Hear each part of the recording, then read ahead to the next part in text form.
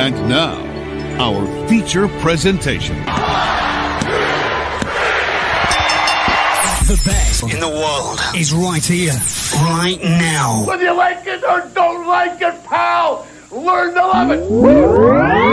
Ladies and gentlemen, welcome. All right, listen up.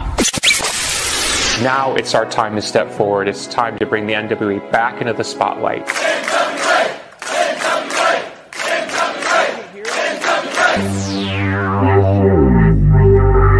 I was thinking that it might be a good idea if you and I formed an alliance. Let's get ready to rumble! Attention, everyone. Welcome to the greatest wrestling program in the world. Ladies and gentlemen, can I please have your attention? Stop what you're doing and listen. It's the Alliance Guys podcast with your hosts Kevin Frazier, DKM, and JCal. Hey guys, this is JCal. Welcome to the Alliance Guys podcast, a presentation of alliance-wrestling.com, your number one source for news and information for the National Wrestling Alliance.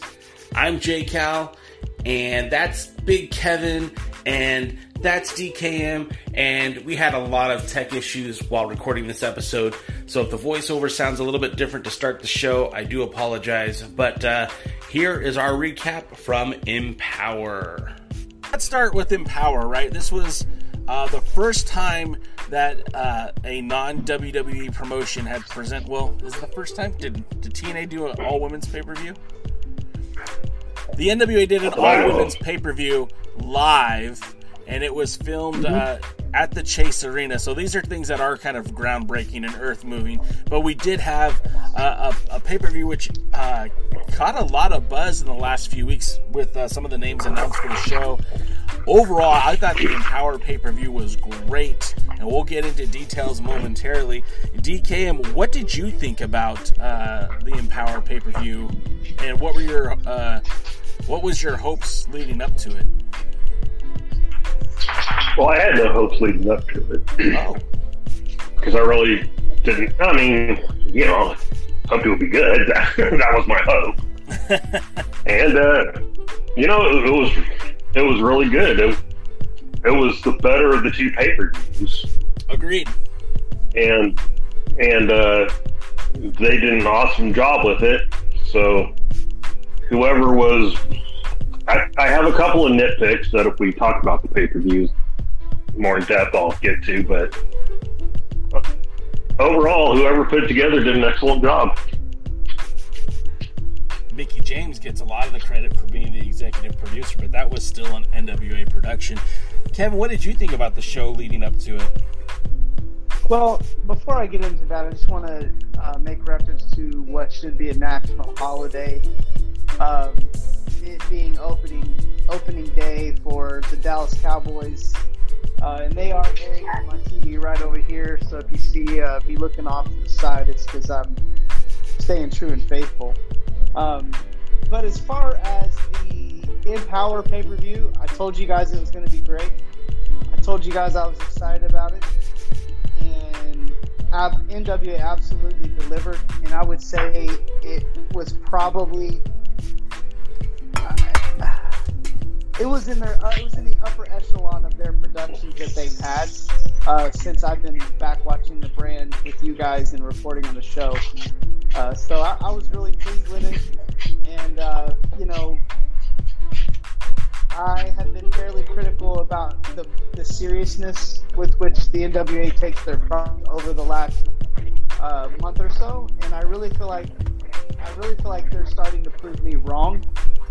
Which is what I want them to do anyways, right, Jay? I mean, this is part of what we want them to do, is prove us wrong when we're critical or come back and fix it. So I was really impressed with it. I loved it. Hats off really to everybody.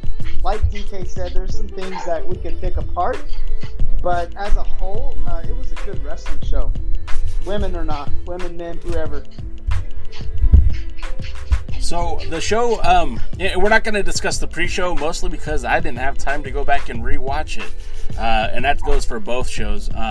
But you can check out the Empower pre-show and the 73rd pre-show on the NWA YouTube channel, youtube.com/the NWA. See, I give them plugs all the time. It'd be nice for them to plug this show every once in a while. The show kicks off with a fitting tribute to Mildred Burke and the legacy of women's wrestling, as it were.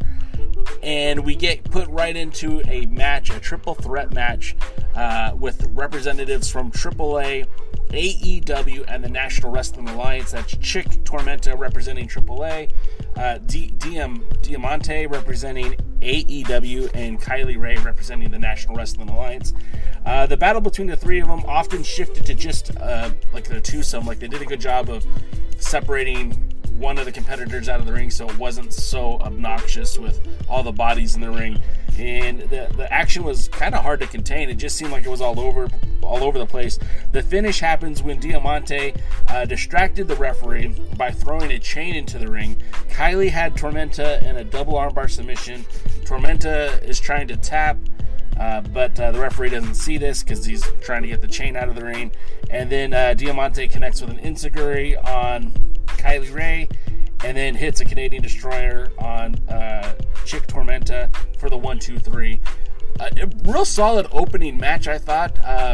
I know that you guys might not be happy with who won, but I felt like if you're going to put an AEW person over, Diamante might have been the one to do it. What were your thoughts, Kevin? What did you think of this match? I have to agree with you 100%. I felt like it was a solid opening match. And I agreed that I wasn't happy with the outcome, but I was happy with the match. And again, it's just because I'm an NWA fan and I don't really watch enough AEW to know even who Diamante is or AAA. So, I'm pulling for Kylie Ray. I think she's a pretty good wrestler. So, I like the match though. I felt like it was a pretty good three-way match, and as three-way matches goes, it was perfectly fine. What do you think, DK?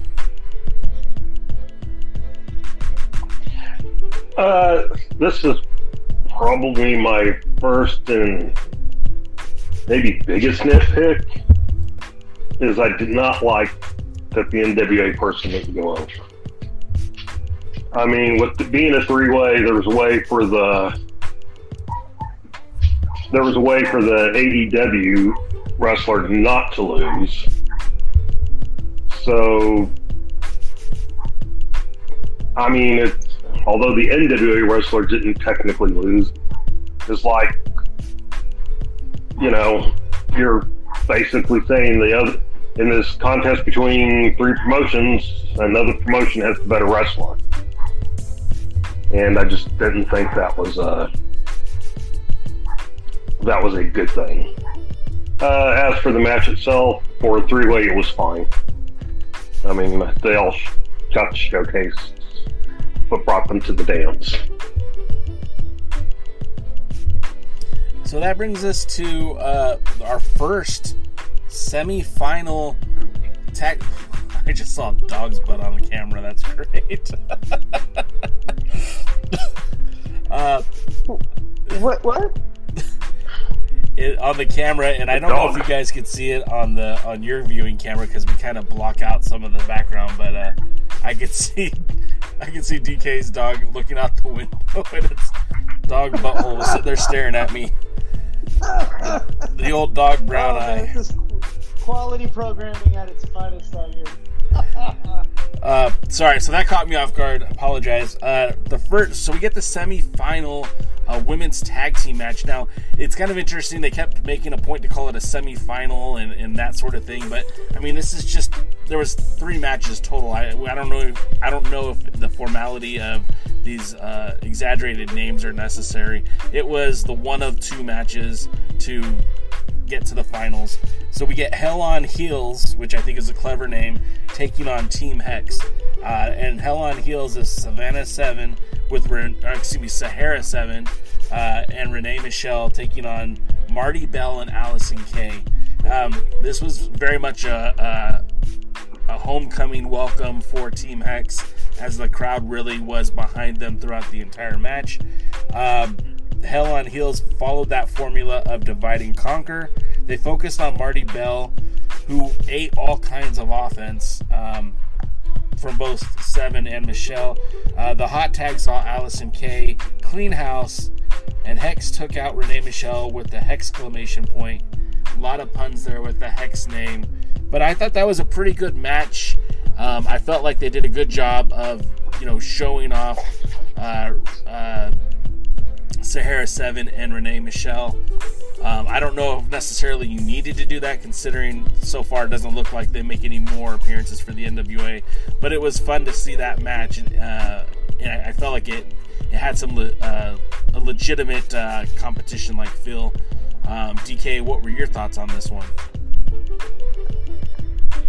This one didn't connect to me. It was, of the entire show, this one kind of made me more, I don't know. I never got into it.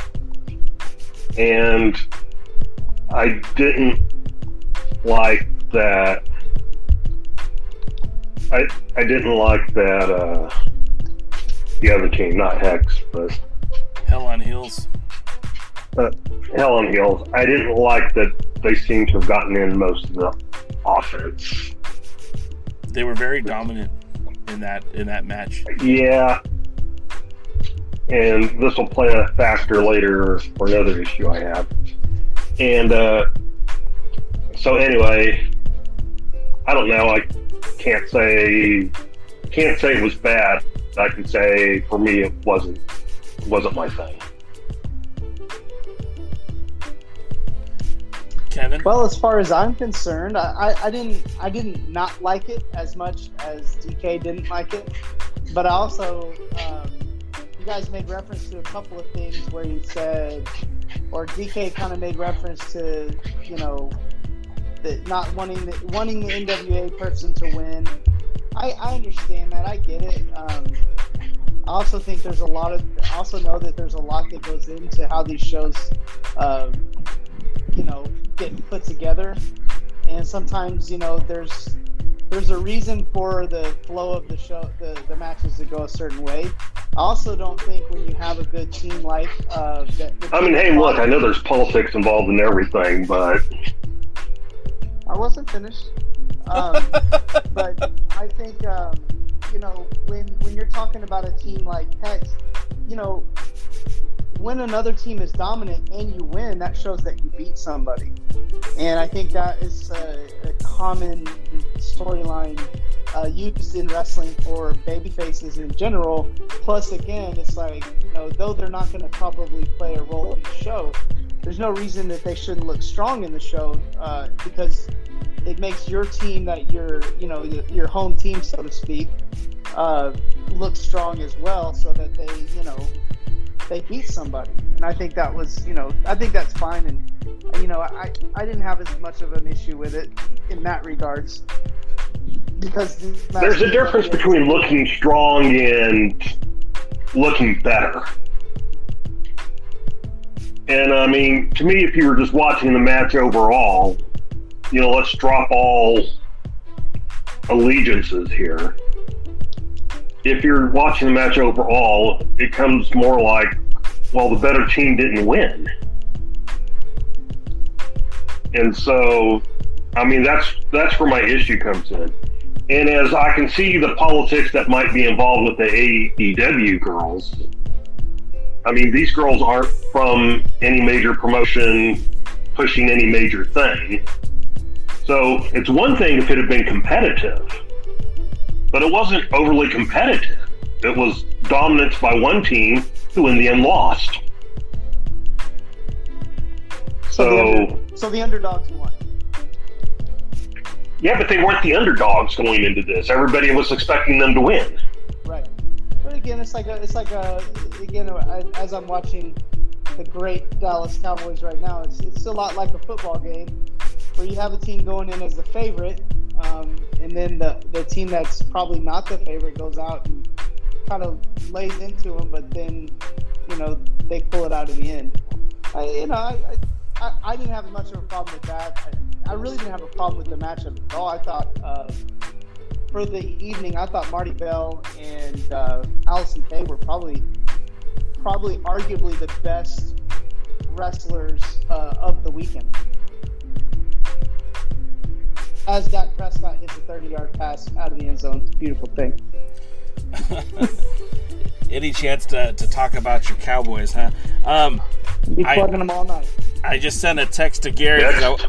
Certified Hustler in the chat just mentioned that they announced another program last night that'll be coming to the NWA. So I just texted Gary Horn and asked him to give me the lowdown, and we'll talk about that in a little bit.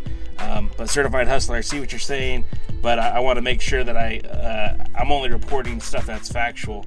So we'll go on to the next thing, and that was the next of the semifinal matches. That's the Free Babes, which was a team that was, again, kind of a makeshift deal, but they work really well together, like surprisingly well. Like, I was kind of happy with that team, and I would really like to see more of them in the NWA. And I'm talking about Miranda Gordy with Jazzy Yang Wang, who is the daughter of Jimmy Wang Yang. And they were led to the ring by Hollywood Haley J, who is a second-generation wrestler in her own right. They took on the tag team from AEW, Red Velvet and Killian King. And I really thought that Killian King and Red Velvet worked very well together as a tag team. I really kind of enjoyed this match, like more than I thought I would, because I was very unfamiliar with both Killian King and Red Velvet. And, all three, or all five of these ladies I wasn't super familiar with, but they really kind of put together a fun match that was dominated by a lot of power for power between Miranda and Killian King. They played up the family lineage quite a bit, and I can't even read my notes here. Not entirely sure why the Free Babes were booked as heels in this match. Haley J kept interference to a minimum, which allowed the match to play out. Killian King showed a lot of power, and Miranda matched it. Yang had King on her shoulders. Miranda looked to run to the ropes. King was able to free herself, causing Gordy and Yang to bump heads, which this was the finish of the match. King hits the Kingdom Falls for the victory, 1, 2, 3, and that's it. Match over. Red Velvet, Killian King move on to the next round. Kev, what'd you think of this one? I was really impressed with Red Velvet and Killian King for so many different reasons. Red Velvet is very crisp, very good at execution. In some cases that's natural. Some cases that's something you work on, and in some cases it's a little bit of both. That would be something, and again, I by no means am comparing her to Jazz right now, but that's something that I remember about Jazz was that, she had a natural ability to make stuff look really good, but then she worked on making it look better. So I don't know which it is with Red Velvet, if it's a little bit of both, but I was really impressed with her overall technical ability. She had a good look, and for a smaller wrestler, a lot of her stuff was believable. And then, is it Killian King? Is that right? Kylene. Okay. Kylene, yeah, she was very impressive on every level. Her look, her execution, just as a whole. If I'm AEW, I'm trying my hardest to hold on to this girl, because she's a serious talent. And I felt like the Free Babes definitely were interesting. They were entertaining, but I also think the better team won there, because I think the AEW team was the better team in this match. They were just, I would say a little further along in their development. And but I do think that the Free Babes show a lot of promise, and I really like the dynamic that they bring in terms of just their entertainment value. Chris in the chat says that Red Velvet is one of Cody's proteges. So I guess that means she might have trained at the Nightmare Factory. DK, what were your thoughts on this match? I know going into it, you were really excited about the Free Babes. Outside of the fact that Hogan and Killian, Kylie, and that not Hogan, Red Velvet. Velvet, excuse me. I'm drinking too much. Again? Of course, it's all water. That's why I can't figure out. Yeah, Velvet and Kill Me. Outside of the fact that they were more polished, I'll agree with that. But I basically think Kevin's got it 100% backwards. I think the wrong team won. I think the better team were Three Babes. And not into getting into a large debate about it, but I know why the AEW girls won. But, you know, I did not find them to be the better team. Which is fair. I mean, that's fair. Again, wrestling is so subjective, so you always, I always say that, like, there is no wrong answer. If you like a wrestler, it's all based on what your opinion is. You know, what makes a good wrestler? What kind of wrestling do you like? It all trickles down to, you know, to being subjective. It's an art form, so it's kind of hard to say one person's wrong or one person's right. The next match... I'm right, Kevin's wrong. Well, I also think, like, when you go in with a team that's kind of your favorite already, you're, you know, giving them rose-colored glasses, so that's probably a little bit of it. That could be, but I'm also kind of brutally honest. And, you know, I will acknowledge that it was obvious that it was the first time they teamed. But just overall, I thought they performed better. I mean, gosh, honest truth. Hey, Certified Hustler agrees with you. Yeah, he said they stole the show. He was there in St. Louis, so... I mean, I take that opinion as face value because he was literally there. He could read the crowd reaction, and that's something sometimes the cameras don't pick up is the actual... Oh, they were over. They were over, for sure. They were definitely over. I'll give them that for sure.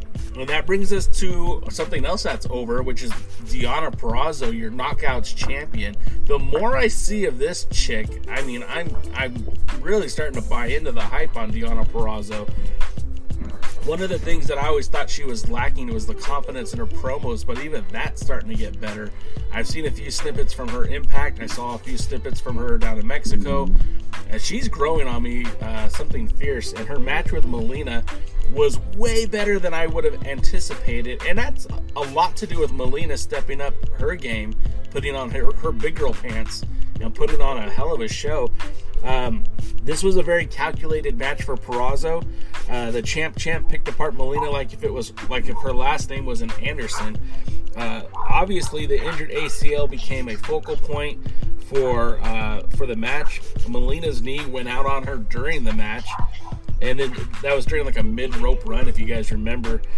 It would limit Melina's performance going on the rest of the match. Deonna forced Melina to tap out to the half crab after she transitioned from a double armbar. I just really got lost in Deonna's mat work. I mean, she was really just on it. I really liked this match, and Melina was that babyface in peril through most of the match. I kind of thought she would come back and mount a little bit more offense, but she did get some offense in the match. I thought it was pretty good. DKM, what were your thoughts going into this one? I thought it was probably the second best match on the show.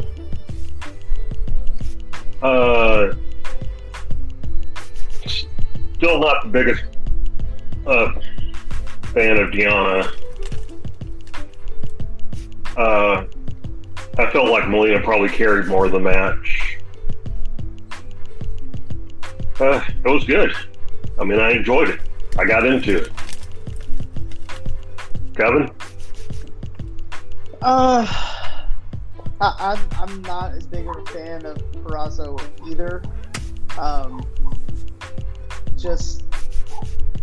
She's got a little bit of the case of the lazies in the ring, in terms of just her in the way that she executes, especially if you match her up against some of the other wrestlers on this show.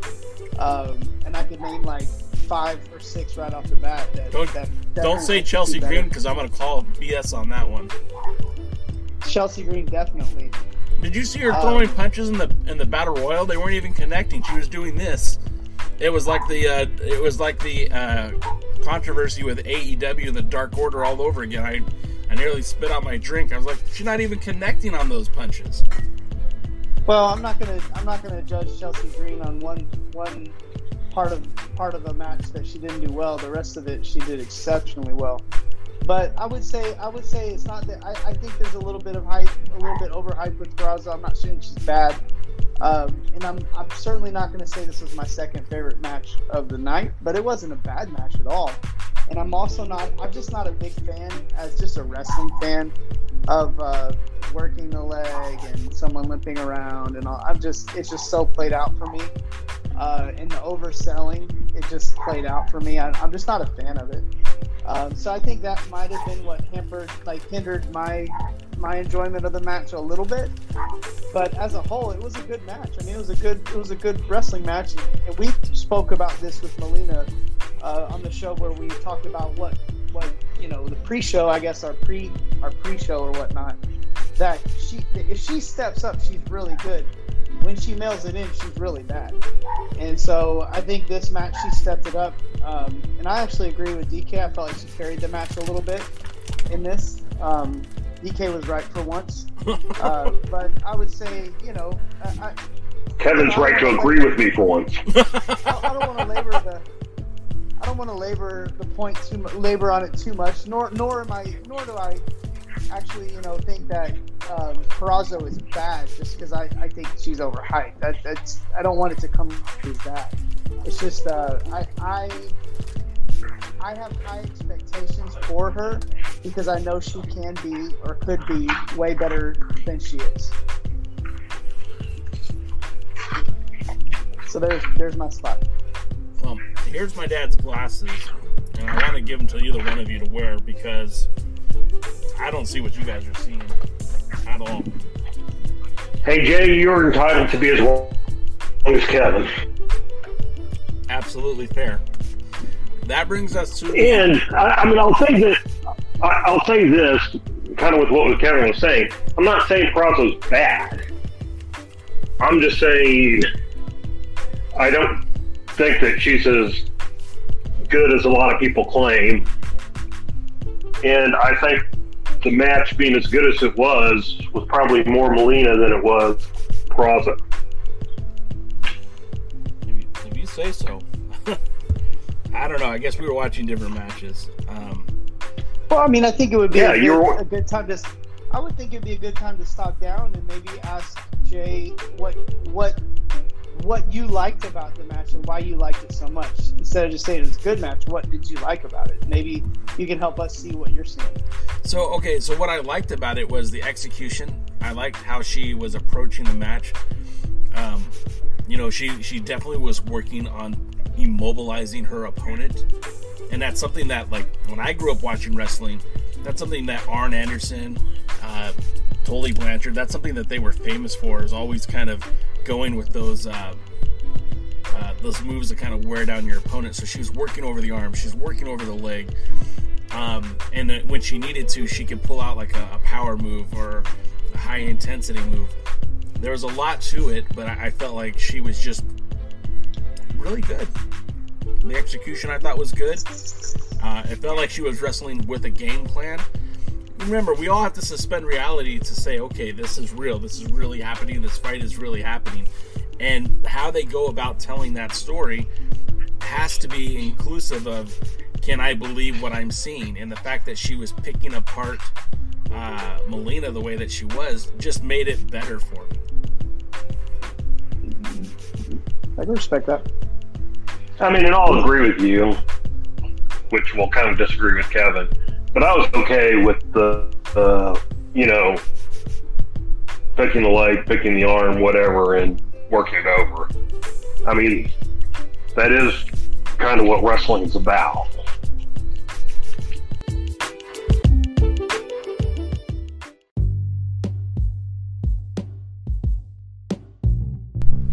I just want to let Certified Hustler know that I got a response from our good friend Gary Horn on the text message, and no, he didn't say that they would be announcing a secondary show.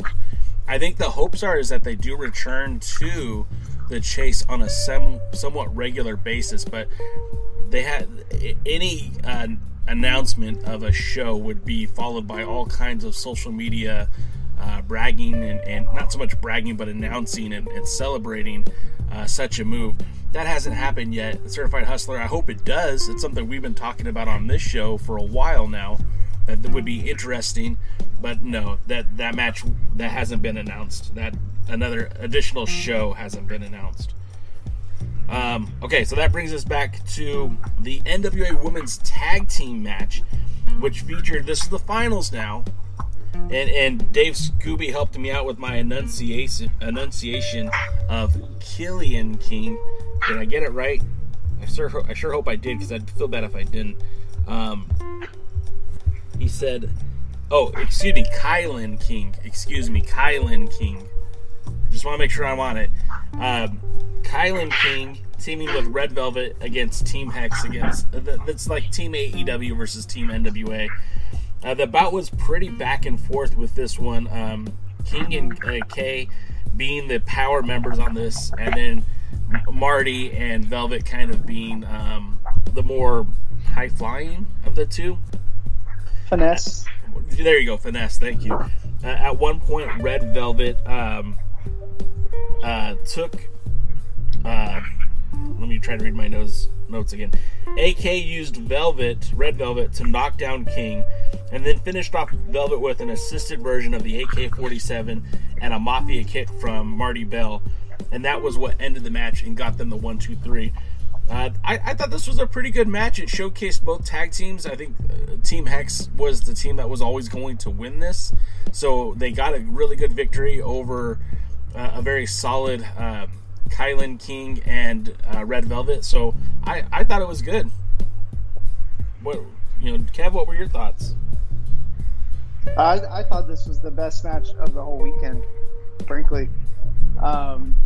It was probably the match that I could say you could measure this match against actual matches around the wrestling world for the week, or for the weekend, and argue that this was the match of the weekend.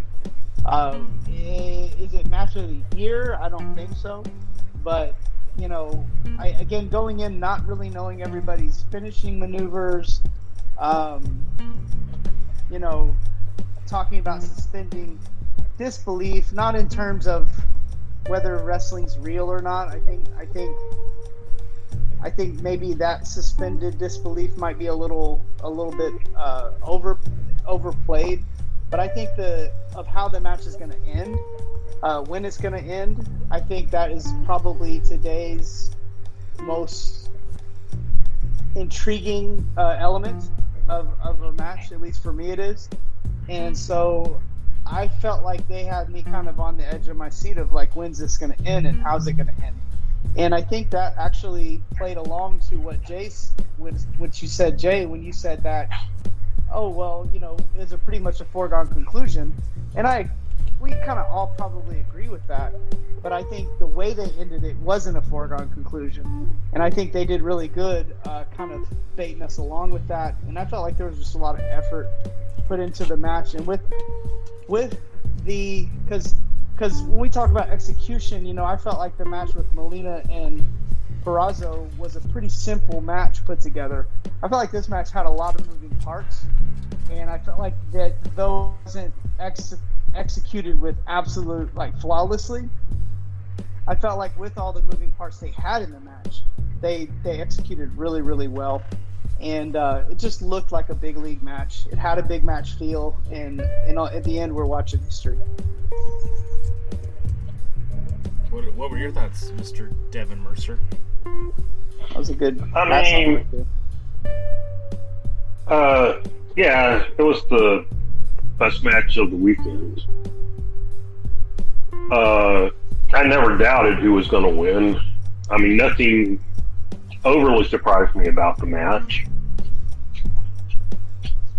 but I got into it. it was fun. It was entertaining watching them go back and forth. And it was actually a little more balanced than the first match the Hex had. And, you know, props to all four of them. They did what they set out to do, and it was the top match. Plain and simple. Nothing I beats want it. to add. Oh, go ahead, DK. Sorry. No, well, I'm done. So I was just going to add that actually is one of the hardest things to do. Is when you're expected to be the best match of the night. I don't necessarily know if they were expected to be the best match of the weekend, but when everybody kind of already thinks it's going to be the best match, to actually go out there and deliver is actually way harder than you might think. Just because when expectations are higher, you have a tendency to try to do too much at times, which can cause a match to get muddled with too much stuff. And I think we all agree that matches with too much stuff just kind of has you just like glazed over, like, okay, this is just ridiculous. So I think that the fact that they did as well as they did, with everyone kind of knowing the outcome of the match most likely, and with the fact that there were such high expectations, I think that's what I enjoyed the most of the match, is seeing them answer the call. So that was just a little two cents there. And that takes us to the Women's World Championship match, the Burke, where I thought it was kind of cool. Like, I try not to get too marked out about things these days, but I think it was really cool that Corgan was able to secure the original Burke Championship belt, and the fact that they displayed it before the match, I thought was kind of a nice touch, kind of cool. And you can even see it in the ring, like Kamille kind of was like, wow, that's the belt right there. And you could even see legit Layla when they showed her the belt. She's like, wow, that's pretty cool. You can read her lips.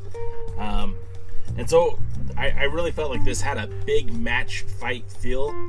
And I guess now is an appropriate time to say that I was wrong, because I really didn't have high hopes for this match. I didn't think much of Layla Hirsch. That chick changed my mind.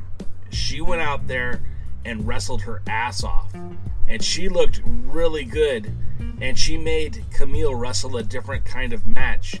And although she still looks like a little person to me, especially compared to Kamille, she really went out there and busted her butt, and I was really impressed. The match kicked off with Layla looking to immobilize Kamille, specifically working arm bars, but legit Layla's finesse was squandered and squashed by Kamille, who just overpowered her. And a lot of times, like one time in particular that I kind of popped for, is she had Kamille in that arm bar on the outside, and Kamille just smashed her into the ring steps. I thought that was a great spot, and I popped for that one. Kamille catches Layla in a dive, flops her to her stomach, and crushes her with a spear to get the 1, 2, 3. And I think the Cowboys just might have scored. Woo! Touchdown, baby! 7-7 in Tampa Bay. Come on. Sorry, guys. My boy Dak. No, you're not. You're not sorry at all. Listen, Dak Prescott's ankle was dangling. I mean, just turned in a completely different direction. And he just went out there and threw his first touchdown pass back. Big props to him, guys. I don't know if I've had a broken ankle before, and I've never seen an ankle injury quite like he had. So props to him for coming back, because, man. Anyway. Focus, Kevin. We're talking about the Burke. I was worried Lamb was going to have an ankle injury off of that, but yeah, right. He did good. Since I'm talking, I'll talk about the match. I kind of want to say I told you so on this match, that it was going to be good and that it was going to be better than we thought. And also to kind of go back around and say that I feel like all the pressure in this match was on Layla Hirsch to go out there and deliver. And I think she really did deliver. And I really think she moved up a few notches on a lot of people's list of top women wrestlers out there. But the other side of it is that I don't think Kamille wins that match just because she's an NWA girl and she's NWA champ and it's an NWA show. Kamille is still better than Layla Hirsch. I'm just telling you. And just because maybe her work rate, so to speak, isn't the same, that's the nature of the beast. When you're a huge, athletic, strong, like overpowering force in the ring, you don't have to be a big work rate person. You have to be good enough to do the job. And smaller wrestlers like myself, we know we have to work harder than everybody else because that's just part of what you have to do to kind of put yourself on the map and prove yourself every single time you go out there. That's just part of it. If you don't like it, go somewhere. Go somewhere else. Because if you watch a little guy like Rey Mysterio, even today at 50 years old or whatever he is, 45 or 50, whatever, he still goes out there like he's got to prove himself every night. And so I think that's just part of the deal. And I thought this was a really good match. I've gone back and forth on whether I think it was the second best match of the night. And I think over this weekend, Kamille really solidified herself as one of the top women's champions in wrestling today because she had a really good weekend as far as I'm concerned. And then DK, what were your thoughts? I mean, this was the championship match for the Burke, so it had to be good. What did you think about it?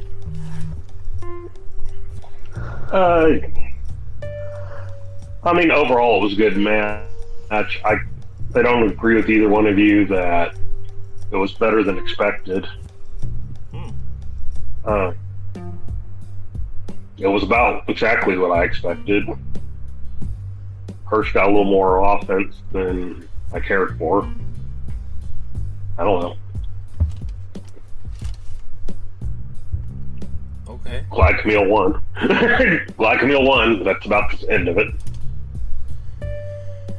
And again, DK, you're entitled to your opinion, but this is the time I think I was really, really surprised with this match. So I'm going to just say, hey, I thought it was a very good match. It wasn't the best match on the card, but it was a lot better than I thought it was going to be. So I'll just leave it at that. That brings us to the women's... Maybe you guys had lower expectations of the match. I mean, I wasn't thinking the match was ever going to be bad. I just didn't think it was going to be that good, and ultimately I still didn't think it was that good. Yeah, I mean, I guess I didn't think it was going to be bad, but it was still a lot better than I had anticipated, if that makes sense. You know what I mean? Like, I didn't think it was going to be the worst match on the show, but legit Layla came out there and really, like Kevin said, she should go up a few notches on whoever's in charge of AEW booking, because she went out there and really she proved a point that she kind of belongs in that main event. Now, I'm not going to put her over Thunder Rosa. I'm not going to put her over, Kushida or anybody else on the AEW women's roster, but I'm just going to say that she really carried her own in a match with Kamille, who we're all sold on as a pretty solid performer. So that's where I was surprised. I didn't know that's what we were getting out of Layla Hirsch, and I was happy that that's what we got. So that takes us to the Women's Invitational. And this was a 10 women's Royal Rumble-esque type match where 2 combatants started the show, and then every few minutes another combatant was introduced. The only way to win was not through over the top rope like we're used to, but a pinfall or submission was the only way to eliminate your opponent. So we start off with first Chelsea Green. I'm just going to list the competitors that were in it. Chelsea Green, followed by Kiera Hogan, then Bianca Corelli, Thunder Kitty, Genocide, Lady Frost, Debbie Malenko, Jamie Senegal, Masha Slamovich, and then Tootie Lynn Ramsey. And then in the order that they were eliminated, well, not necessarily order that they were eliminated, but who they were eliminated by. Kiera Hogan was eliminated by Masha Slamovich. Bianca Corelli was eliminated by Genocide. Thunder Kitty was eliminated by Genocide.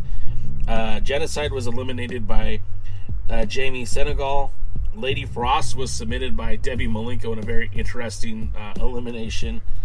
Well, excuse me, not that one, but Kiera Hogan eliminating Debbie Malenko was very interesting. I had never seen that before. Masha Slamovich pinned Jamie Senegal. Tootie Lynn Ramsey pinned Masha Slamovich. And, of course, Chelsea Green pinned Tootie Lynn to win the Rumble, the Women's Invitational.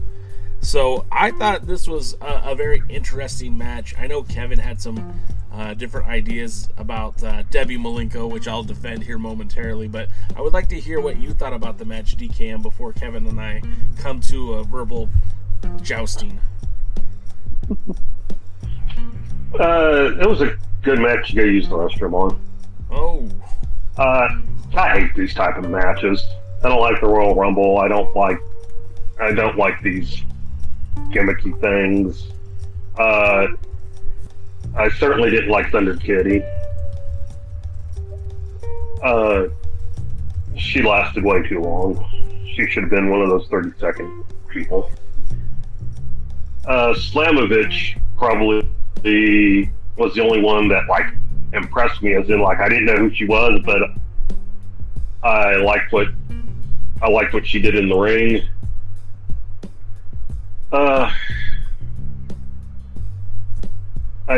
I still feel like they misused Lady Frost. I think this is another example of it.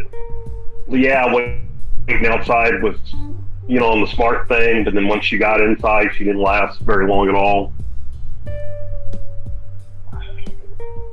I don't know, the right person won overall, because I wanted to see Kamille versus Chelsea Green.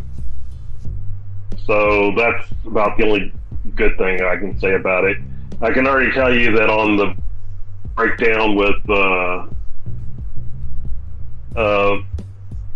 Miss Malenko, I'm going to be siding closer with Jay than I am with Captain.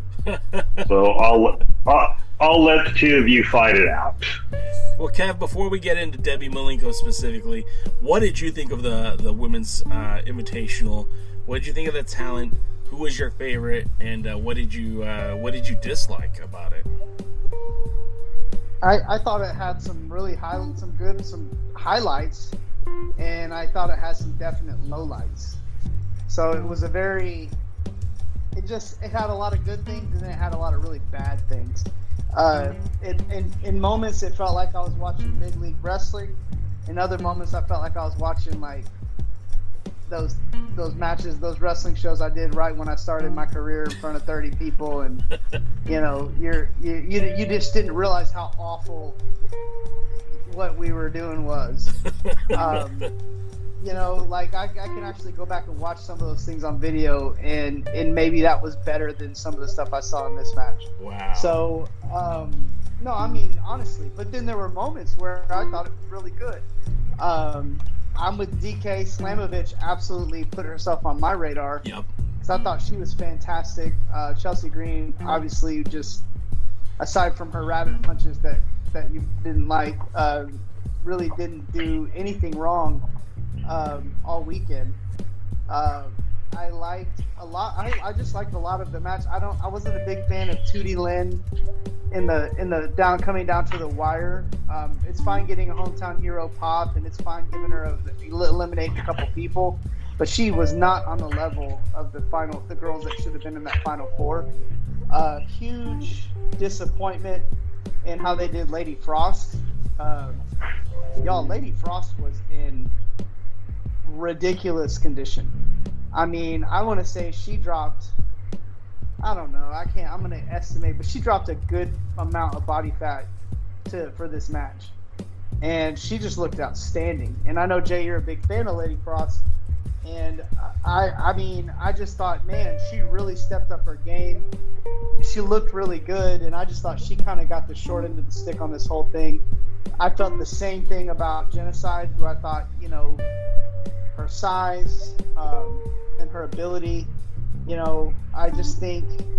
I think your final four, really should have been Lady Frost, Genocide, Chelsea Green, and Slamovich. Obviously, I didn't get that. And I've even forgotten what I said about Debbie Malenko at this point, but I just thought she didn't belong in the match. I felt like she just wasn't impressive at all. And I felt the same way I put her in the same category as Thunder Kitty, who, what in the world, man? Like, what? No offense to them, but I just don't know why those two were out there. Because they just, maybe put them out there in an old ladies legends match or something, but putting them out there in a match where we're supposed to think that one of those two is going to be fighting for the NWA World Women's Championship is a farce to me. No offense, like I said, I'm not trying to offend anybody, but I just was not impressed with them. So let's first go to Lady Frost, because aside from the camera operator being stuck, the hard cam going down, whatever happened during the live broadcast, it was very odd that the camera was just fixated on Lady Frost for a good 7 minutes, maybe longer.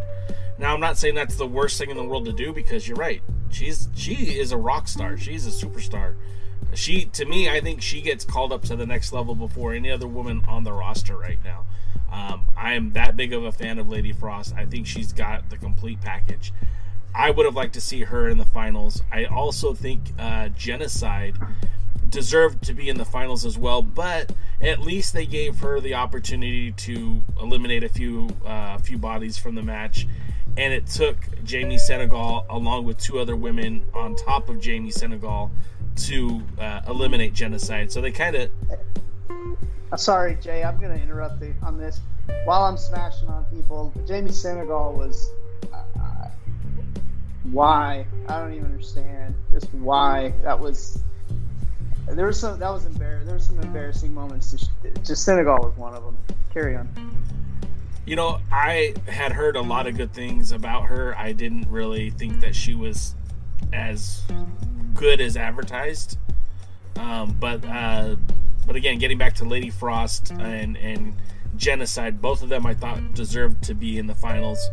Both of them I thought should have had better. Now, having Lady Frost tap out to a student of Karl Gotch, a student of Dean Malenko, a student of Boris Malenko, a student of Joe Malenko, I didn't think was all that bad. With the idea that Debbie Malenko is a talented wrestler who, her best days are behind her for sure. She hadn't been in an actual professional match on a regular basis since the 1993. She came out there, she threw a few judo throws, she did a few STF, step over to hold crossface. I thought she looked fine in the match. She got Lady Frost to tap out. I thought that was good. Obviously, she wasn't in the condition to be in there for the whole thing. She ends up getting pinned by Kiera Hogan. I thought that was creative. I thought that was interesting. I don't know why Kiera Hogan was there for the end of it, just other than to have that name value in the Final Four, but I think that spot would have been better suited for, again, Lady Frost or Genocide. I was cool with Tootie Lynn Ramsey being in the final because, again, she's a representative of that area. She's a representative of St. Louis. So I know they wanted to push that up and build that. But at the end of the day, Chelsea Green won. I think that was the right decision as well. It gave us a really good match the following day. And that draws the end of EMPOWERRR. We skipped over the whole Gail Kim and Awesome Kong bit. Honestly, one of the least favorite things about this relationship that the NWA and Impact have now is that we're getting historical moments from Impact, and NWA fans are supposed to care about it. It's wasted on me. I'm not an Impact fan. I don't watch Impact, so I don't care that Awesome Kong and Gail Kim spent all this time feuding with each other, and now they're both calling it quits from the in-ring competition. That was wasted on me, and I think that would have been more appropriate for an Impact audience. Did you guys have anything else you wanted to add about the EMPOWERRR pay-per-view? Yeah, I second what you said about the Gail Kim part.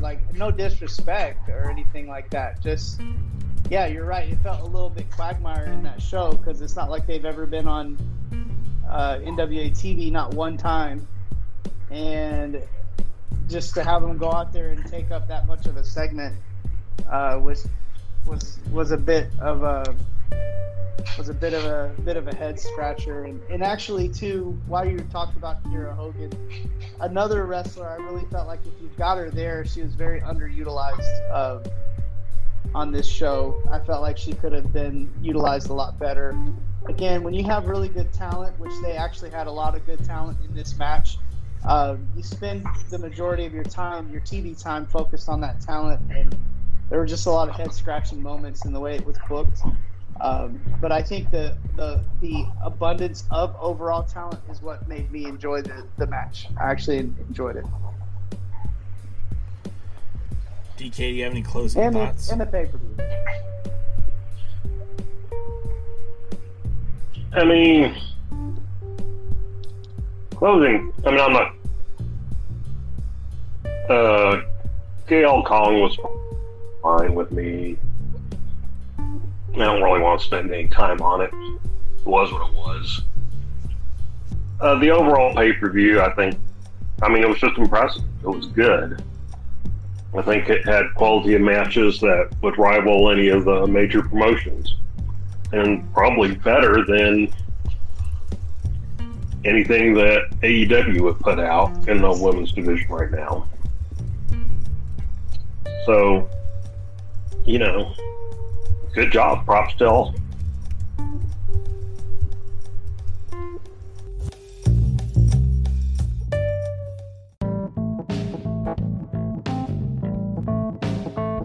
Thanks again for tuning in to the Alliance Blog Podcast, a presentation of Alliance-Wrestling.com.